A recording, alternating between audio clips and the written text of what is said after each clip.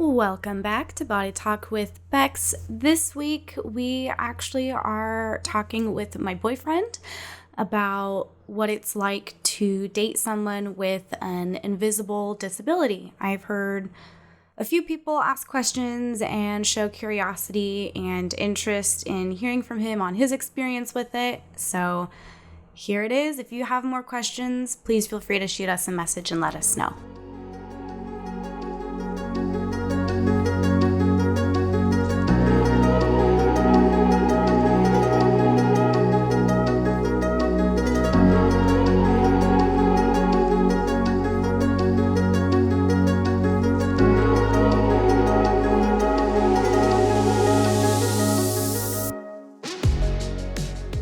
Okay, well, we have a guest today that I've been asked to have come on a couple times now. Yeah. So, my long-term partner, Erin, is joining us for a discussion about dating someone with an invisible disability. Who knew this is something people wanted to hear, but yeah, I guess I'll give it to them. Yeah, so I guess we should just, start from the very beginning and talk about, I guess, our first discussion. Yeah. That I even, had medical problems. To be honest, I don't even remember the discussion. But, really? Or when it was brought up, but... Pretty sure it was, one of our first dates. Okay. Because you saw my scar and, yeah, it kind of got brought up. But I don't think we had a deep discussion about what it was for. I think I just said it was from a surgery, and then we didn't talk about it for a few months. Yeah, I mean, I remember I was curious, but I didn't obviously just walk up to you and ask you what it was. I think you were wearing a crop top at that time or something when I first saw it, so... But I don't remember being, overly interested in it at first. But yeah, I mean, I noticed it. Yeah, I think I remember it was when I was living in Virginia, and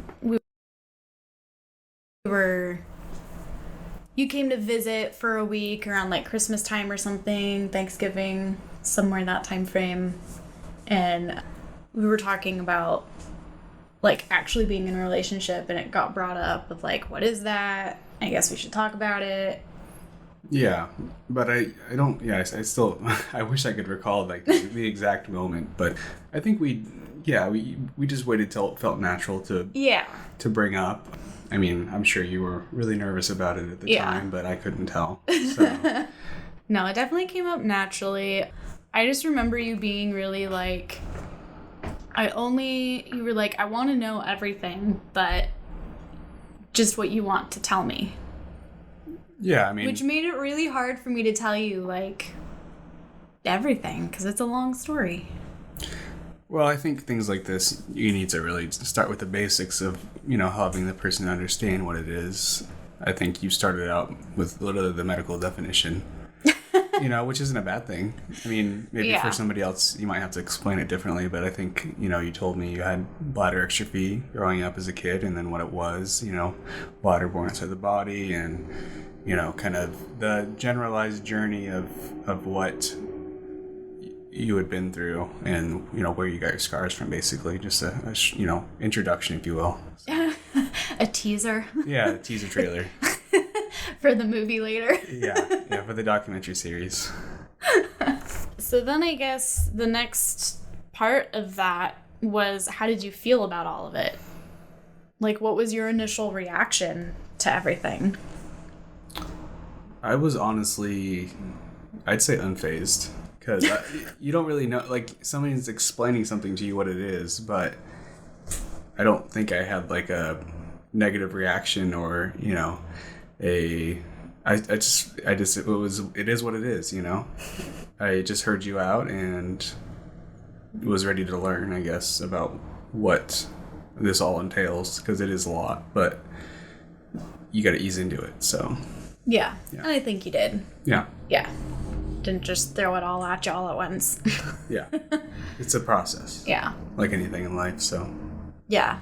So I've always been curious about this, but was it something that you had to think about when we were deciding to be in a serious relationship? 100% no, not at all. Really? No. Absolutely not. I wasn't even on my radar.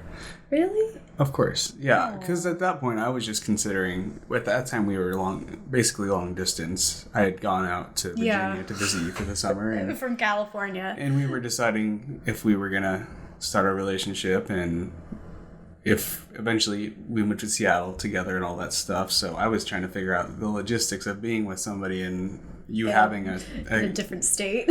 Yeah, and you having a medical condition was never on my radar of, yes, we should be together, or no, we should not be. It just was. So. Oh. Yeah. That's sweet. I'm trying.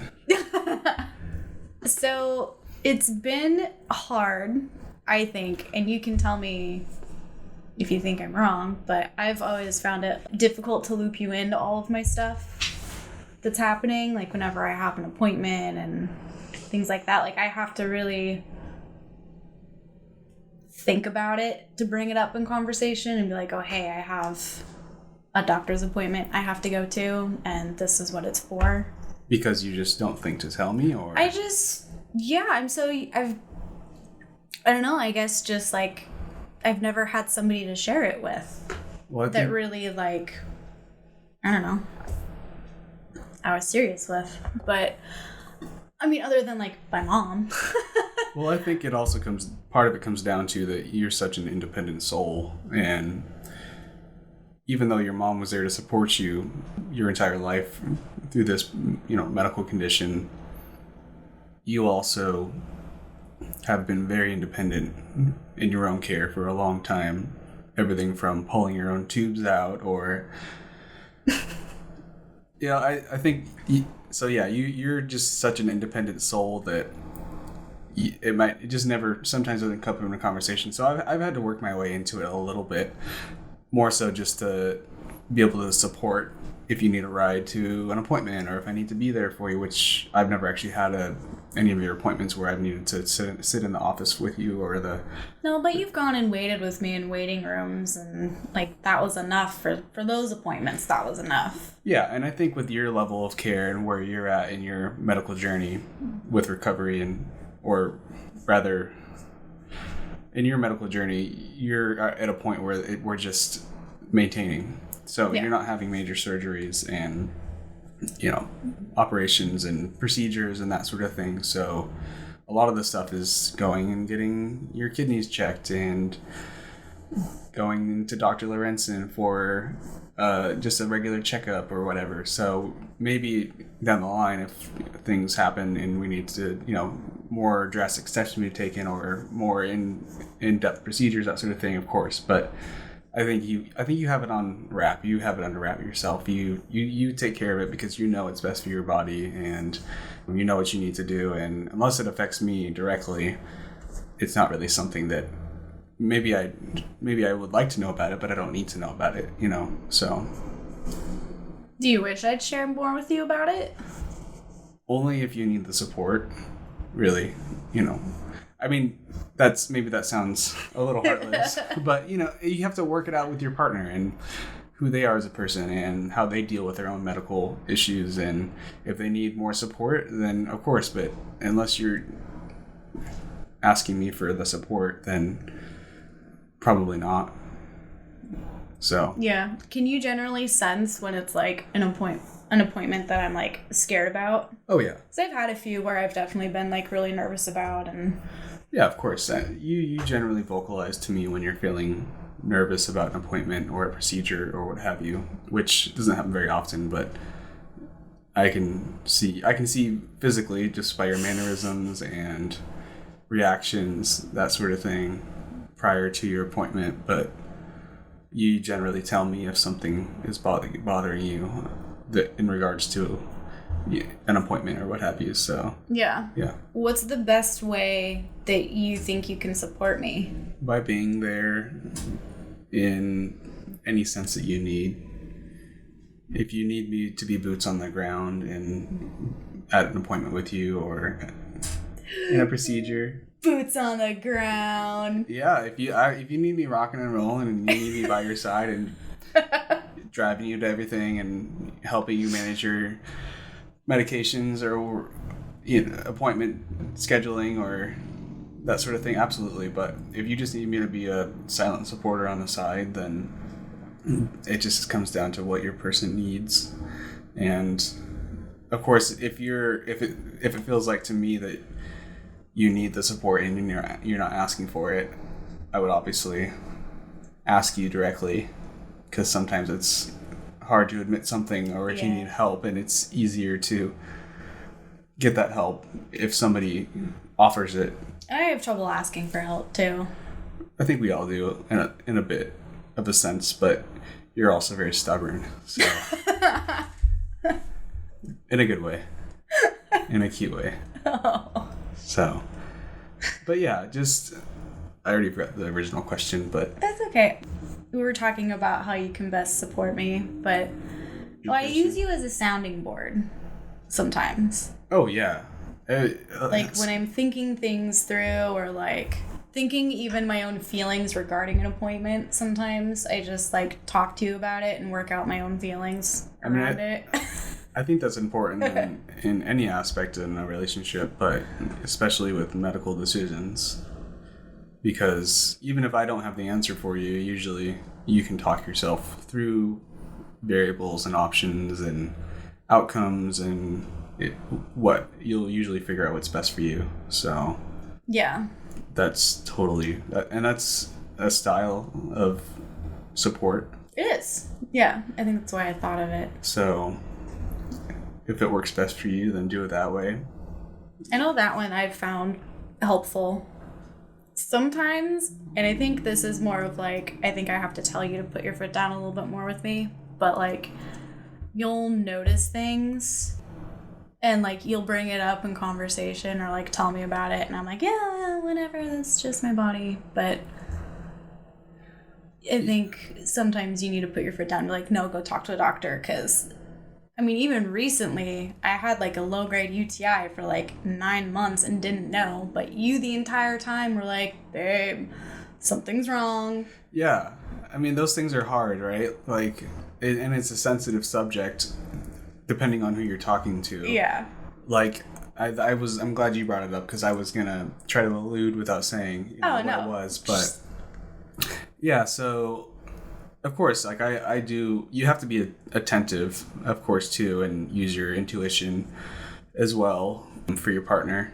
So if you see something or something is different that maybe they don't notice, of course, bring it up in whatever way that you feel most comfortable, or is going to make your partner feel comfortable, because that can be hard. That can be hard to do. Oh yeah.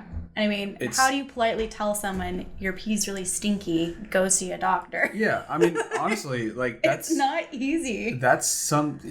So going back to the UTI thing that we were just kind of using as an example, I don't know if it was for 9 months, but it was a long time. It was for, at least 4 or 5 months. I had noticed that, of course, Becky still deals with some incontinence, but other than that, that's really it. And so we do change the sheets every once in a while, but I noticed that, the pads and stuff that smelled different. There was a different odor, and, with intimacy, and how far you want to get into this, but you notice a change. And I remember, like, when I first noticed it, that I was thinking of a way to bring up that topic with you, and I did a few times, but I also didn't really know the best way to approach it, because how do you tell somebody, hey, your pee stinks? I don't know what it is exactly, but something's different, and I know it's different, so I'm letting you know, and then you do whatever you want with that information. But it comes to a certain point in time where, when do you stop pestering, and when do you start saying, hey, like, for real, there's something wrong here, and you need to go to a doctor? Yeah. Because for something like that, yes, it's not life-threatening, and it's not, I mean, you could apply this example to anything. It could have been, it though, could be is life-threatening. the thing. It luckily wasn't, but it could have been. Right, and I don't know too much about UTIs, but I do know that, I mean, you do get them quite often, but that's really, a lot of that's due to your previous medical history. But with that being said, yeah, how do you bring something up like that in a way that is respectful and supportive, and without making that other person feel guilty or uncomfortable or whatever, you know? Yeah, exactly. Yeah. So I think you did.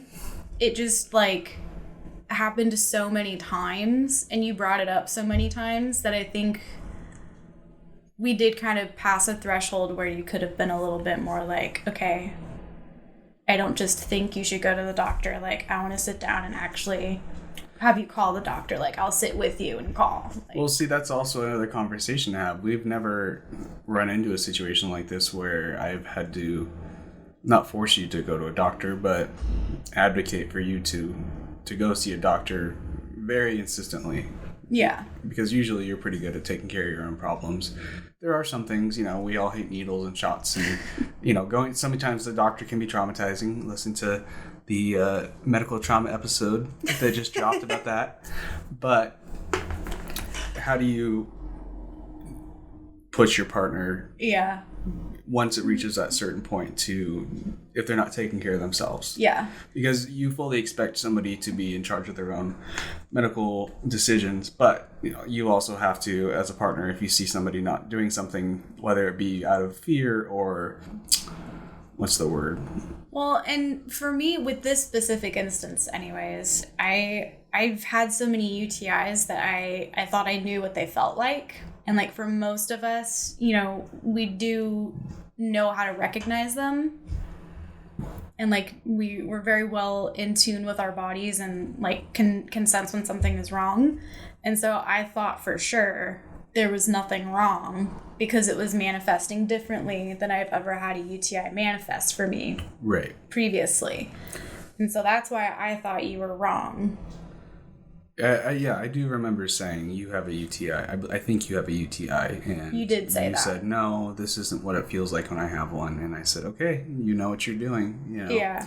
And lo and behold, blood work like 5 months later showed that I had a UTI. And then a week after taking the medicine, we were totally back to normal. Yeah. There was no odor But I remember coming back and saying, oh yeah, my blood work showed I have a UTI, and you were just like... Yeah, but I'm not going to sit there and say, haha, I told you so. No, I know, but... Maybe in a joking way, but yeah. At the end of the day, I just want you to be healthy. So...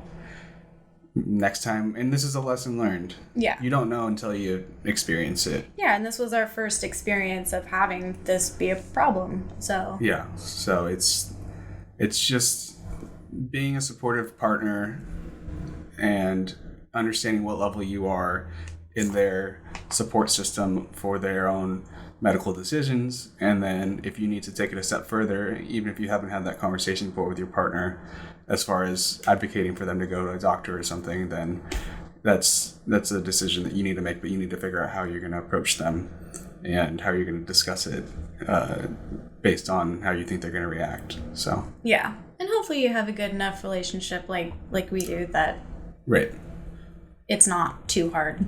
Yeah, you have to have great communication outside of talking about medical stuff before you can even, or hopefully you have a great relationship within communication before you even get to talking about medical stuff, because, and that's the thing too, like I think I already said it a few minutes ago, but I want you to feel like you're in charge of your own body, which you are, and it's not really my responsibility in that sense to force you to do things. So if you don't want to do it, fine. If you don't want to go to that appointment, that's fine. But when it comes to a certain point where push comes to shove, you have to voice your opinion stronger, and not out of guilt, but out of just love. More of I want to be with you long term. Concern, yeah. So I would like you to take care of yourself. Out of concern, yes. Yeah. Yeah. And that kind of brings us to my next question as well, that there have been a few times that you've mentioned just in conversation that you sometimes worry about my medical stuff and the future and what that all looks like. Oh yeah, all the time actually. All the time? Yeah, in a subtle sense. So, and I'm kind of being jokey about it, but really, like, if you think about your medical history and the surgeries you've gone through and just how lucky you are to still be here functioning without a Mitrofanov or any ostomy bags or that sort of thing. That's all great, but look at you using medical terms. Well, I've listened to a lot of your podcasts, every episode. So and edited a few. So I've even if I don't know what it means, sometimes I know what the word is. So, but yeah, even if right now you're good, your kidneys have been affected. Yeah. They still are affected. Yeah. We had a scare a couple months ago. Exactly. Things like what stage kidney disease? I was diagnosed with stage 1 kidney disease when I was 23. Right, and you're 30 now. Yeah. So we had a scare back in April, right before I turned 30, where my blood work showed that I might be stage 3. Right. And then it was a fluke, luckily. Right. But it scared me enough that I started seeing a nutritionist and so really working to try to change habits that will prevent it from getting that far, hopefully. Right. So far, you're in a good place. You're totally stable. You take some medications, but those are really all preventative and regulatory stuff for you. But we're getting older. I'm almost 30. You are 30. We just had a scare with your kidneys, and what's the next ticking time bomb?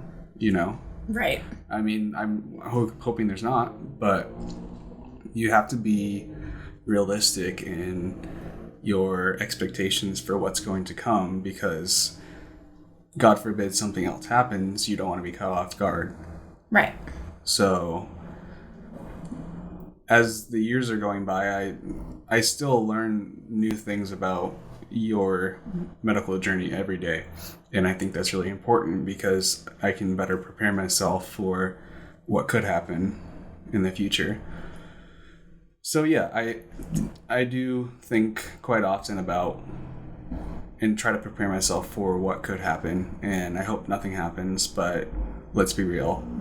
Something probably will. Life is crazy, and you never know what it's going to throw at you next. I mean, not even with your bladder extrophy stuff. Think about pregnancy. Yeah. Think about, we want to have kids at some point. What if the pregnancy puts you or the child at risk, or we can't even do natural conception because your body just won't allow you to do it, or it would be dangerous for you or the child. So it's not just the things that could happen because of what you've been through, but what the kind of fall off is from that too. So yeah, well, and also the likelihood of our kid also having bladder extrophy is a scary thought. Right, exactly. So you just have to be cognizant of the situation and try to be at peace with what you have at the moment and hope that nothing comes up. But if it does, you got to be ready for it. So yeah, I should probably do more research into some of the things I'm concerned about, just so that I'm aware, or maybe we should have a talk about that.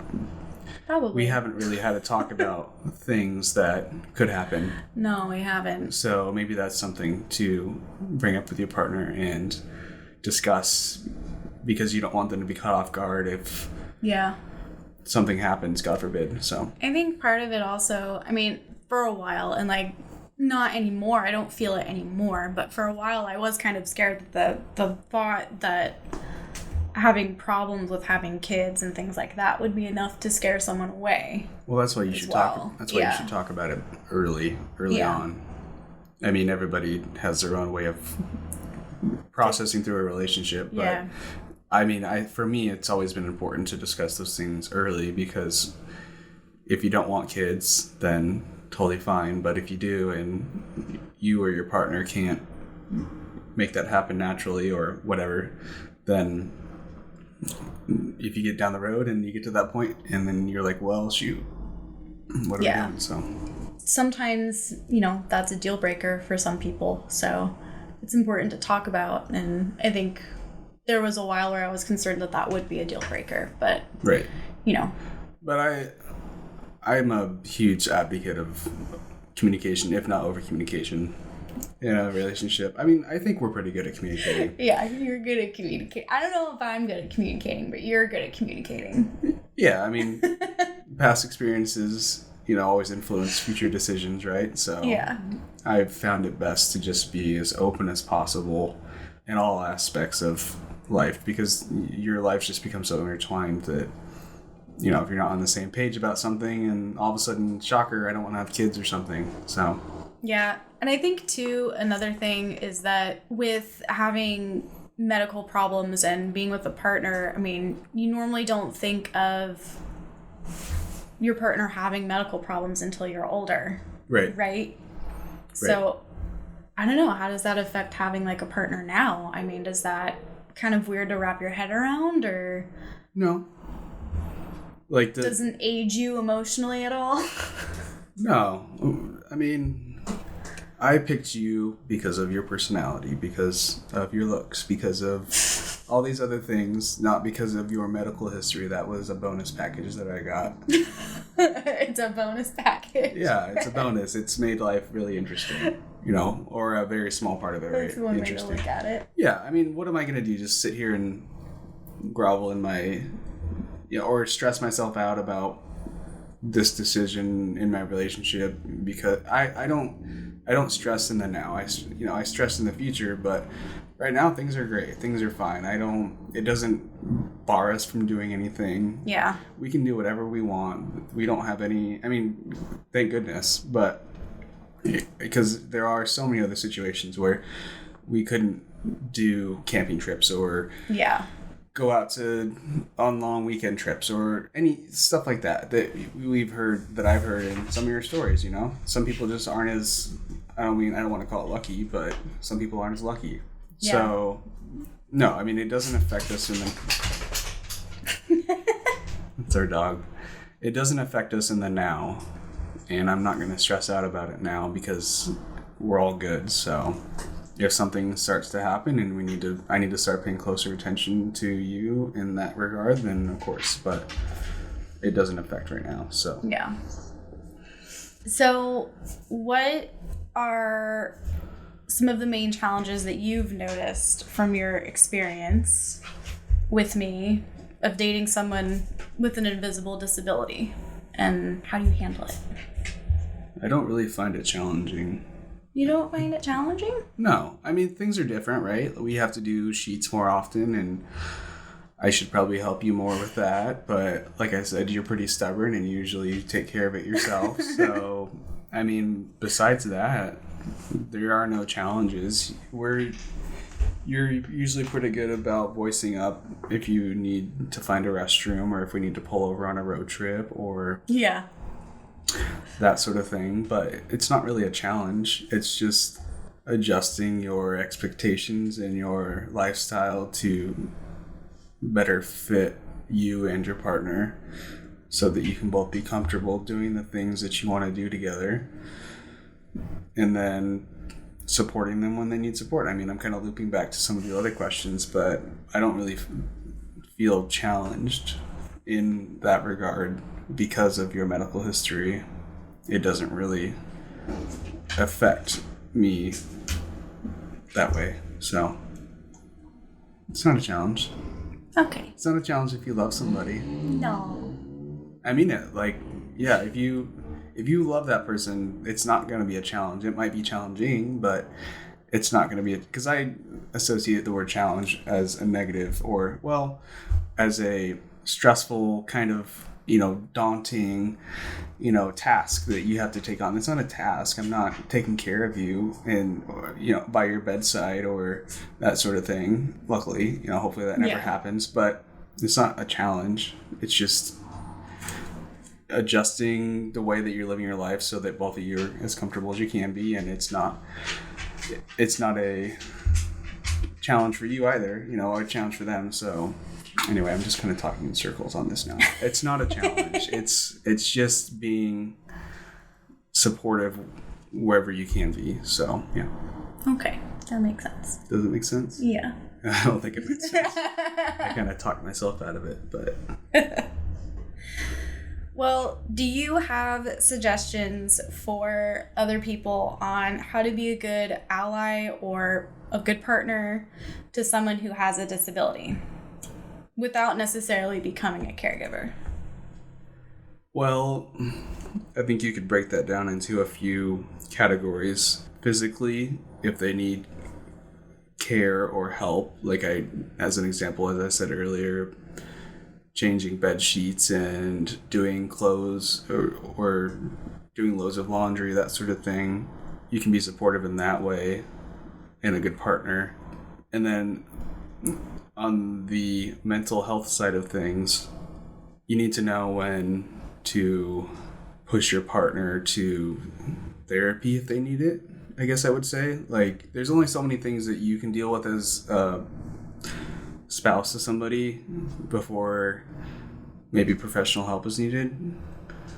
And that could just be related to medical trauma or to self-confidence or to depression or that sort of thing.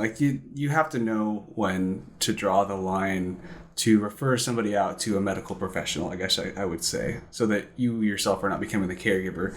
Now, of course, I know there's plenty of people out there that are caregivers and spouses to their partner, whether that be bedside care or helping change ostomy bags or whatever. But I think I want to go back to when you said emotional support. Yeah. Because you're really good at that. Mm-hmm. And I'm just going to give a couple of small examples of things that are helpful that you do. So and this is, again, going back to it's an uncomfortable topic, having accidents and not being continent at night. It's embarrassing. Right. We'll just use this as an example because I think it's one of our number one examples is incontinence. So I think it's a good topic for sure. Yeah. Yeah. And you have a way of broaching subjects very gently, which I appreciate. So for instance, if I do have a problem at night and we're getting up in the morning or something, and instead of just saying, oh, did you have an accident last night? You just ask, oh, do we need to wash the sheets today? Yeah. It's just kind of a roundabout way of saying it without placing blame anywhere or calling someone out. It's just an easier way of saying it. Or there was one time fairly recently where I had an accident and we woke up and got up and started heading to the kitchen, and you asked, do you want to take a shower first and I'll make some coffee and have breakfast ready? And yeah, it was a nice way to start the day too. Taking a shower and then having your coffee made ready. But it was a gentler way of saying, honey, you had a problem. Right. You stink. Please go take a shower. Yeah. You just, you have to approach these kind of things with a little bit of understanding and what's the word for it?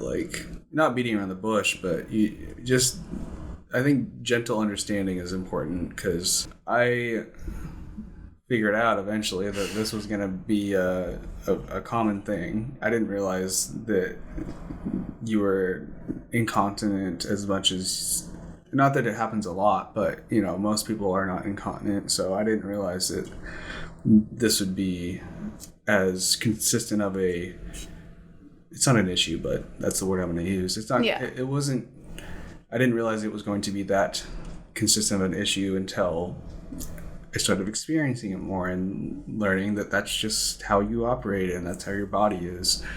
And so, of course, I'm not there to place blame on you for this happening. You have no control over something like this, and you aren't doing it on purpose. And even though it might not be fun to change the sheets 1 to 3 times a week or whatever it is, it's just something that you have to do because that's what's happening, and it's not going to change. And yeah, that's part of your life, and you have to either accept it or you don't need to be there anymore. Yeah. So. And another thing too that was helpful, that was you trying to help lighten my load as well. since I do like to do the sheets on my own and Yeah. just kind of take care of that. There's been a few times where you suggested, like, oh, instead of, like, washing the sheets all the time, why don't we just go buy another set? Like, let's find alternative solutions so you're not running the washing machine so often and Right. having to do chores around the house that much more. Yeah, because it's an inconvenience. It's not an inconvenience to me, but it's an inconvenience to you. Basically, more than it is to me. You know, you're the one that has to.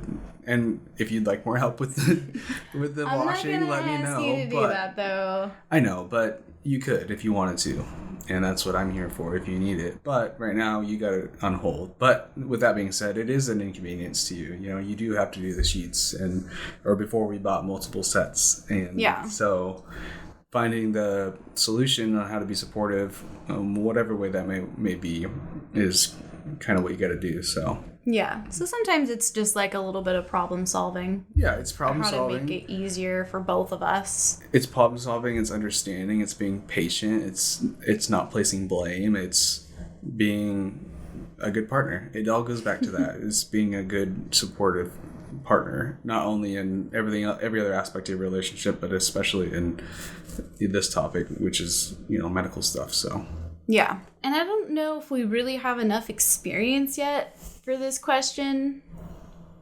but I think it's something interesting to contemplate and think about, is like how to maintain the boundary between being a romantic partner and also being a caregiver, and like how to navigate that. I'm not sure I really understand that one, but what can you maybe phrase it in a different way? Yeah, so we're not at the phase, or hopefully ever, where you're going to have to be a full-time caregiver for me, but how would you be able to separate that, Oh, yeah, I don't know. That's a tough question. We're not at that point, but it's interesting to think about is there going to be a time where we're going to have to figure that out? Well, that's just another future problem. It's a future problem. And yeah, I can think about it now, but I have no idea how I would react to it. Yeah. I know I would react understandingly and supportively, but I don't know how I would do that. Yeah. I like to approach most of the new problems that we run into with patience, and if I don't know a lot about it, research and learning. I research everything. I over-research everything because it makes me feel better about what I know. So, yeah, I keep going back to the ostomy thing, but because that could be a problem at some point, hopefully not. But yeah, you just gotta maintain the boundary. Yeah, this is a hard one, but yeah, it is a hard one. I'd be curious to maybe hear some perspective on that from somebody who does deal with this. Yeah. Because you just have to adapt, and I know you're caring for that person because you love them. It's not your job, but yeah. How do you still maintain that level of romantic feelings? It's got to be, keep taking them on date nights, keep going to the movies, keep doing popcorn nights, keep going on camping trips. Just do what you can to still show that love that you have for them. But if you can't do it the same way you did before, then because of something you can't control, then it is what it is, and you need to figure out a new way to be that romantic partner. So yeah, that makes sense. If we're not able to leave the house or whatever, if someone's bedridden, find a way to make movie night at home fun so that you're not just showing them that you care about them only through the caregiving. Right, but also at the same time, I think something important to consider is that you don't have to be there all the time. And you can be concerned about somebody, and if you are their caregiver at that point, absolutely, but you need to get yourself help. You need to get yourself professional help in the form of an at-home nurse, or visits from a traveling doctor, and going out and having me time, because you can't be around your partner 24/7. It's just not viable for either of you. whether you think you need to be or not. And maybe that's harsh, but I think it's the truth. So I think also not just me time, but also possibly getting help emotionally, whether it be going to see a therapist. yeah. Because watching someone you love go through something hard is hard emotionally as well. So if you're struggling with that, I think that's something to pay attention to. And if you need to have someone that you talk to get your feelings out and work out how you feel about it. And hopefully you can discuss that with your partner too. And not saying, hey, you're making my life miserable and I need time away, but more so, hey, I understand that you're going through this and I'm here to support you 100%, but this has been tough and I need help. And it's not because of you directly, but the situation that we're in is affecting me. Yeah, watching someone you love go through something potentially painful is not easy. Right, and voicing it. Just want to make them feel better, and you can't necessarily do anything about it. Voicing it in a way where there's no guilt placed, and hopefully they don't feel like they are a burden or whatever words you want to use for it. But yeah, hopefully they understand, or making them understand that this isn't. It's the cliche. It's not you, it's me thing. Or you just. I need to get help. I need to go talk to someone. Yeah. So I can work out my feelings about this. Yeah. So that I can also better support you, though. Yeah. Yeah. Yeah. So. But yeah, I'd be curious to talk to somebody, or maybe one day you'll interview somebody that you can bring the same question up with. Yeah. And hopefully they'd be open to talking about it in a safe environment. Yeah. So. Is there anything else that you can think of that you feel is important to talk about that kind of relates to relationships and medical stuff? I feel like we covered a lot of stuff, but I'm sure there's things that you guys out there are thinking of that you want to know, in which case, feel free to just write to us. I think that, well, I'll say this. So as I said, I listen to all of Becky's podcasts, and I edit some of them, so I really get to hear, I feel like I have a really good understanding with how many interviews she's done with people talking about their partners. And who was the girl that she had bladder extrophy, and her boyfriend, she waited like 2 years to tell her boyfriend's family, and he would always. Oh yeah. What was her name? That was Cameron. So yeah, listening to interviews with people when they talk about their partners, and in this example, talking about Cameron, who Becky interviewed, and Cameron has bladder extrophy, and she was talking about her boyfriend, and just listening to how adaptive he was to her situation. And it was it's never about you. It's always about the other person. And especially for somebody like me that is completely healthy and I have no long-term ailments and I'm, in good physical health. It's never, your problems are never an inconvenience to me, and they never should be. And it shouldn't, hopefully, I mean, this is all my opinion, right? But in my opinion, being a good partner means being supportive in the sense that you are not an inconvenience. I am here for you for whatever you need. I will go the extra mile if you need me to, but if you want to take care of this yourself, you got it. And I'm not going to be overbearing and try to control your appointments and your pills that you take or anything like that. But just being patient and understanding. I keep going back to these like core words because they're so important not only in your whole entire relationship, but they're so important in this topic especially, because it is not this person's fault. They did not ask for this, and I've heard almost all of them say they wouldn't take it away, and you have to be there for that. You have to be present for it, and hopefully, you just have to be present. So yeah, patience, kindness, understanding, not passing the blame. There, you have to be so many things for your partner, but if they're the person for you, then it's worth it, right? Right. So you have to work a little, maybe you have to work a little extra harder. It doesn't feel like work for me, but if I get to keep you around for a little bit longer, that's the payoff. So yeah. I like you. I like you too.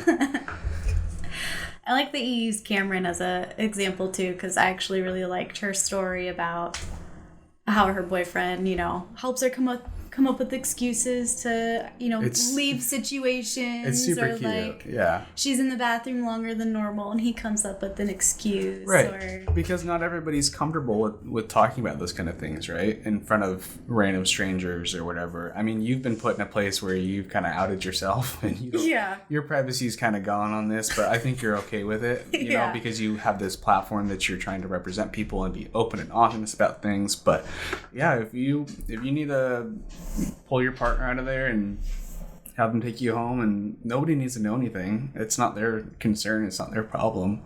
So I think, but that's how they deal with it. Yeah. Right? So I was gonna say that comes back around to, look, they communicated that ahead of time. Right. Like, they understand that that's the situation. That's the level of comfort that she has with her medical problems and like other people knowing about them. And he was on board for that. Mm-hmm. Yeah. So. And also that, like, he was there for not telling his family right away. Yeah. Like, letting her choose when she felt comfortable enough and ready and safe to do that, I think was really sweet. Oh, absolutely. Yeah. I think she's got a keeper. Yeah, I do too. Yeah. It just, love is weird, and you don't get to choose all the cards in your hand sometimes, and you got to figure out how to work it out without, if you want to be with this person bad enough, none of this should matter. This should all be secondary, but as important as it can be, but it should all be secondary. Your relationship should come first, and everything else is in the back seat. So yeah, I mean, if it feels right, it's right. Right. So yeah. All right. Well, thanks for coming on. Thank you. Let me know if anybody else has more questions. We'd love to hear your opinions and your thoughts on this. If you have a partner who has a medical condition, and hopefully I didn't sound like a complete ass. I don't think anyone will think that. Thanks.